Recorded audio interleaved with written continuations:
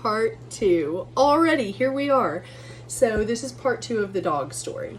Part 1 got cut off because my laundry alarm went off. And I do need to switch it, but it's already almost 11. So to come to my house, you'll have to watch part 1 because we're in a heated part of the story. But to come to my house without having texted or called, despite having my phone number, and I had not given out my address, I was just like, what the hell is wrong with these people? Like, and maybe some people think it's okay to just drop in, but to me, it felt so vulnerable to have people show up to my home. And keep in mind, in my mind, I'm still thinking there's a 50-50 chance that this informal group of dog trappers are possibly involved in shady activity, and now they're at my house and they've seen that we have 2 other dogs and they're scoping out my yard, and like, they see I have a cat, they see I have a baby. Like, I do not like all that information being out there. I put a lot of information out on my own profile, but not openly. It's not generally very public. It's with people who I actually have relationships with. And so, to have these people just show up, I was like, okay, we haven't seen the dog. I'll just let you know whenever he comes by. And they're, asking me questions about him, and we had some conversation. But whenever I even asked, like, okay, how do you guys make money? How are you, in business? And they basically just said, we just do this with our free time. It's not official. There's no, like, 501c, or it's not a nonprofit. It's not an LLC. And to me, that's just such a red flag, because if you're doing all this work and you're working with the animal controls around the city and you're working with different shelters, presumably, I would think it would be prudent to set up even a very basic LLC or some kind of a structure, especially since there are so many liabilities associated with all of this. So I don't know. But I was put off, and I just said, like, we'll let you know if we see the dog. But, I think I'm going to keep looking and doing my own research. And the last thing that she said to me kind of on her way out was, well, if it's discovered that you're feeding the dog, you could be liable for all of this. And that was another thing that I just kind of felt was somewhat threatening, and I was not happy about the exchange. So the dog, sure enough, comes by an hour later on time for his dinner. An hour after that, all these cars are driving by again, and they're different cars and different people. So I'm like, okay, there's at least like 5 people involved in this thing. They're taking pictures of me. They're taking pictures of the dog. I'm waving at them like, hey, I see you with your phone sticking out of your car, driving by my house. And I'm feeling so anxious and nervous and violated because these people are driving by, not interacting with me, recording me with this dog in my backyard. And the backstory about that is when the dog came by for the dinner, I said to Brandon, hey, it's now or never. If we do not take this dog, he is going to get caught. And I just think he's going to end up in the animal control shelter. I think he is going to be put down. And I just don't want that, because I feel like he's such a sweet dog, even though we don't know him super well. And I really think that the root of his issue is fear. I think he has not been treated well. I think he hasn't been socialized. And I think at the core, he is just a scared little dog who needs a good home. And Brandon agreed, so we put the dog in our backyard, and we had already let him meet Dove once, so we knew he would be okay with Dove. And I just kind of said to myself, all right, if I have to take my dogs out on leashes for the next few weeks, we'll just do that. But I do not want him impounded. And worst case scenario, if he turns out to be a bad dog, we'll just call him up and be like, we've got the dog, come get him. So we have him in the backyard. They show up, and first it's one girl, then it's the girl who we originally met and had the conversation with, and she's coming up and she's like, oh, so I see the dog's in your backyard. And I was like, yeah, you know, we actually, and this is all true, we actually have been talking with the Midwest Akita Rescue, and we are going to foster the dog, and we just want to go in a different direction and work with them. We do not want animal control to take this dog. And I'm paraphrasing all of this, and I hope I do it justice, but this is how I interpreted it. She's like, okay, well, we still need to scan the dog and we need to put him on a 7-day hold. And I was like, no, you're not taking the dog. And, you know, like, we're happy to scan him. We want to know if he has an owner, but I think we need to go through our own channels because I don't want him in the possession of animal control.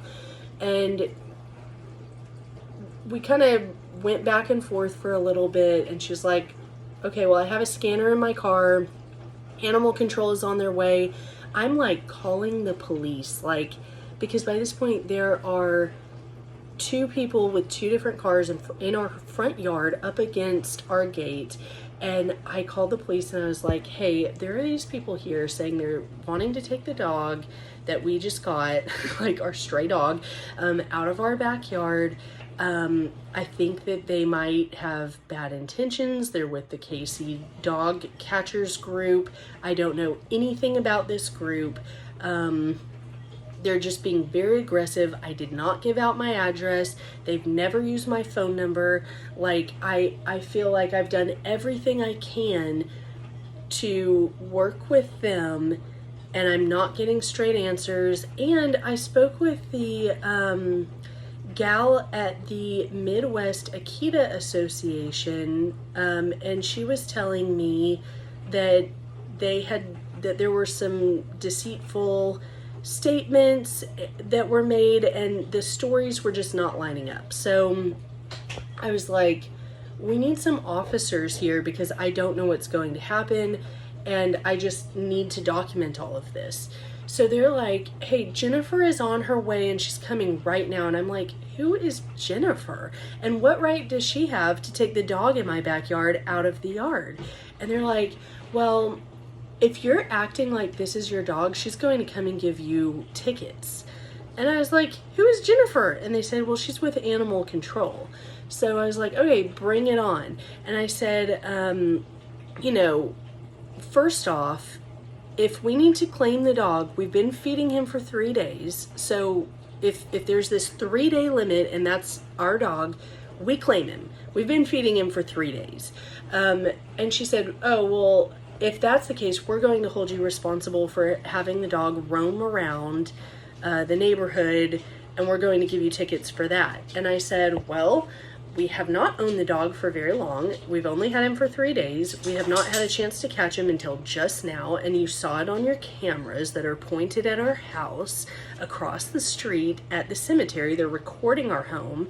And I was just like, we've got the dog. You know, we're not willing to work with animal control. She's like, Jennifer's on the way. And so Jennifer shows up, she has a badge, and that was when I feel like the whole situation was diffused, because I was just like, there's no way in hell I'm going to work with you without any credentials, any accountability. I'm not giving you the dog. I'm a stay-at-home mom. I'm in my backyard every day, all day. You're not getting your hands on this dog. And then Jennifer showed up and she was like, yeah, I'm real. I'm with animal control. We need to at least scan the dog. I'm willing to let you take possession if he doesn't have an owner.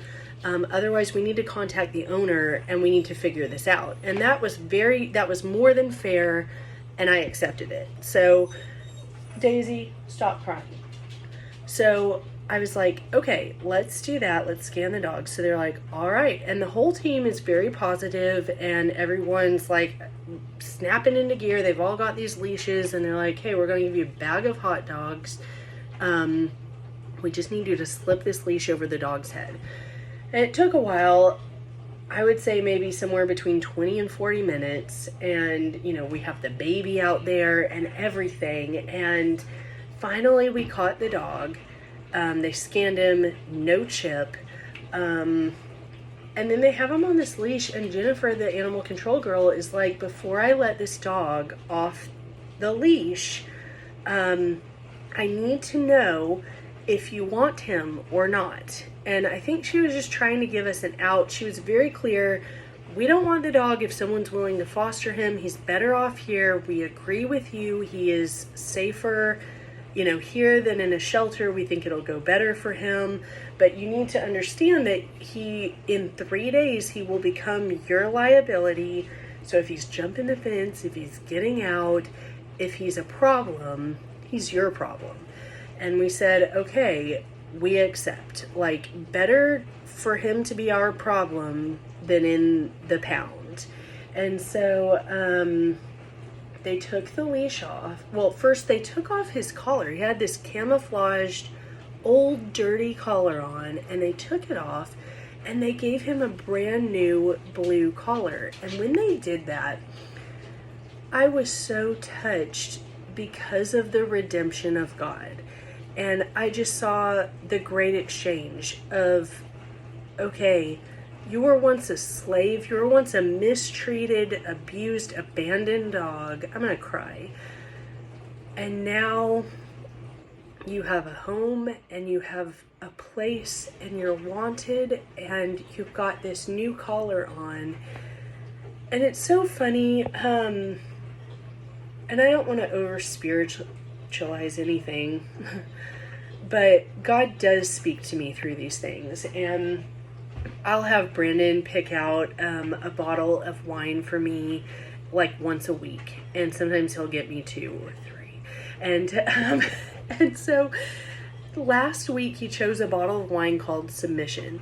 We were going into our vacation, and one of the things that we have been talking about is how can we submit our lives in ways that will set us up to flourish, specifically like in our budget, in our finances, in the way that we spend our time, because, you know, we just moved into this house, and anytime that you have a transition like that, it's easy to make other changes. So that's been the theme of the week, and whenever I saw that, I was reminded of that parable about, first off, God says you can't serve 2 masters. And then he goes on, I don't think it's in the same portion of text, but he does teach about how, you know, you can't have old wine in a new wineskin because it will burst the container that the wine ferments in. Likewise, you cannot live in your BC, before Christ ways, in your after Christ commitment. And in our case, in this specific season of life, we cannot live according to the old standards. We have to live according to some new standards that we're setting for ourselves to get us to grow to that next level. And we're really having to tighten up in some uncomfortable ways. But it's worth it. And we're really taking a fine-tooth comb and saying, what are other ways that maybe we haven't even considered before, so that we can scale and get to the next level and just do the hard work, so that, as Dave Ramsey would say, we're not following Dave Ramsey, but live like no one else so you can live like no one else. That's a true principle. And with this dog, when he got that new collar, you know, because I've been praying for this dog for like 3 weeks and just asking God, heal his heart, give him redemption. It doesn't have to be through me. I just want this dog, I want to see this dog flourish.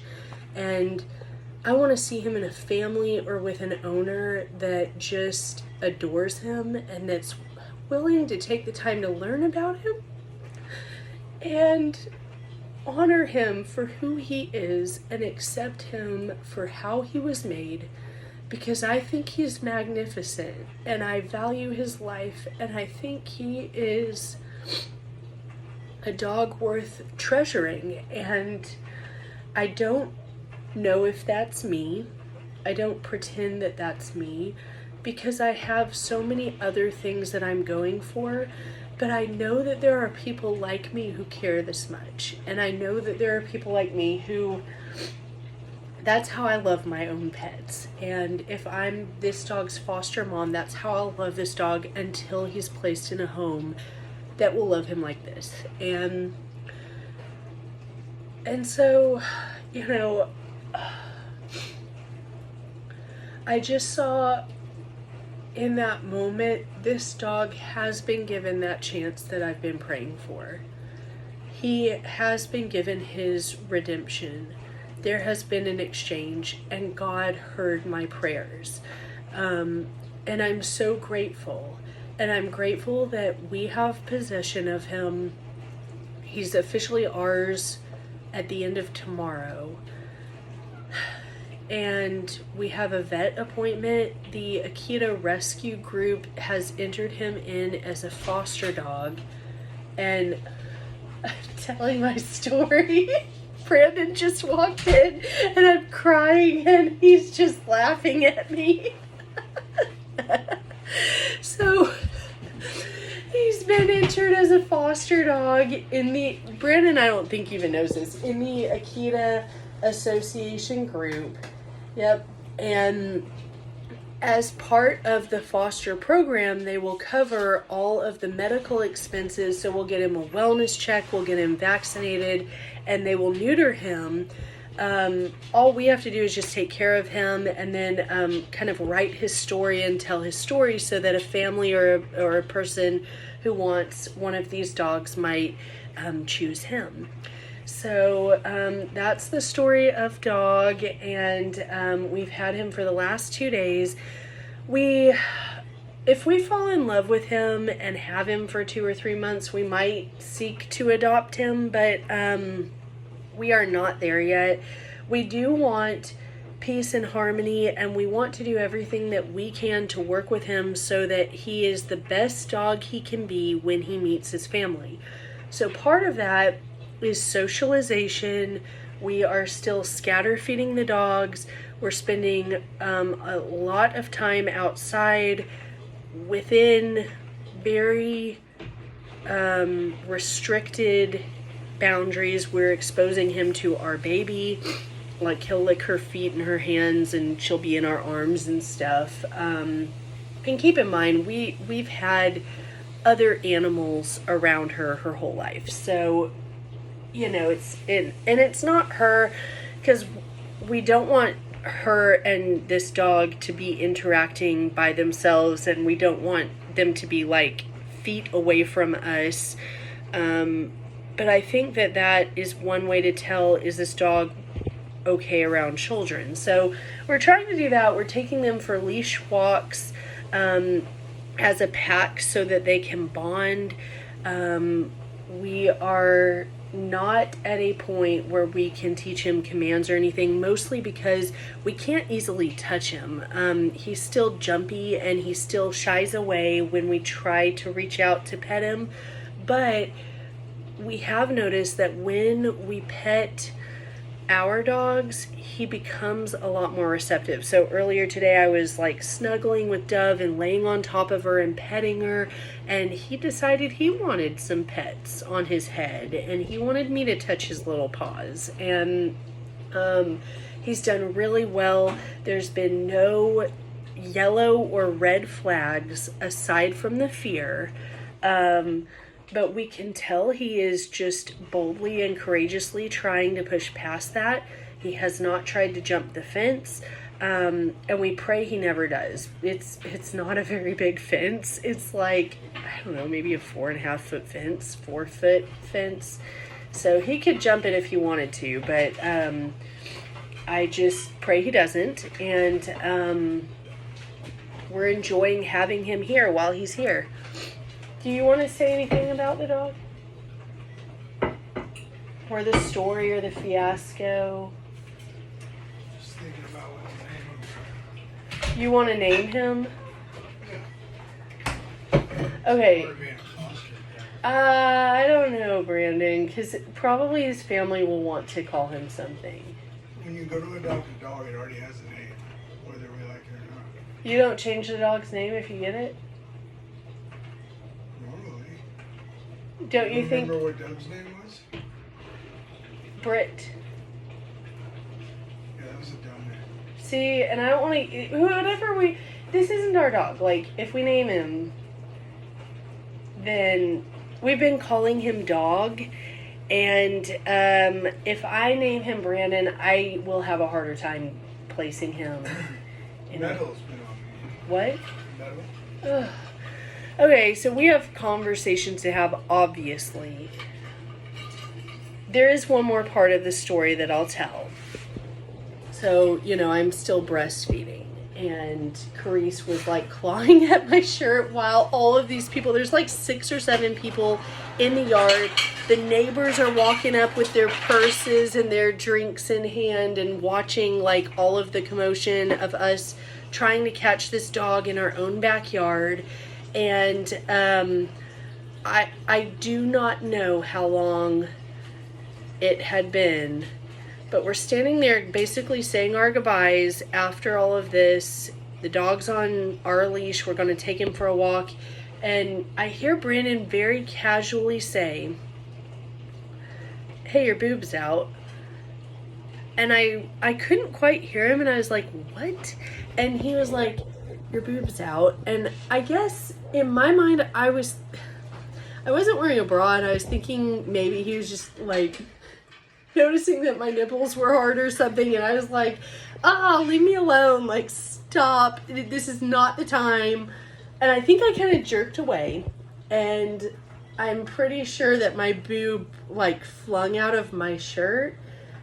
And then that's when you showed everybody. So that's when I flashed this entire crowd of dog catchers, and I was like, I reached down and all I felt was flesh, and I was like, oh my gosh, my whole boob is out. And I was wearing a nursing shirt, and they have like slits in them, so I just covered it up, and I didn't know what else to say. I was just like, I guess we're all getting to know each other really well, and I hope y'all all have a good day.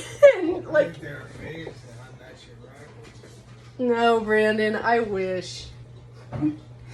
So anyway, that happened. Maybe a little booby to break the ice never hurt anyone.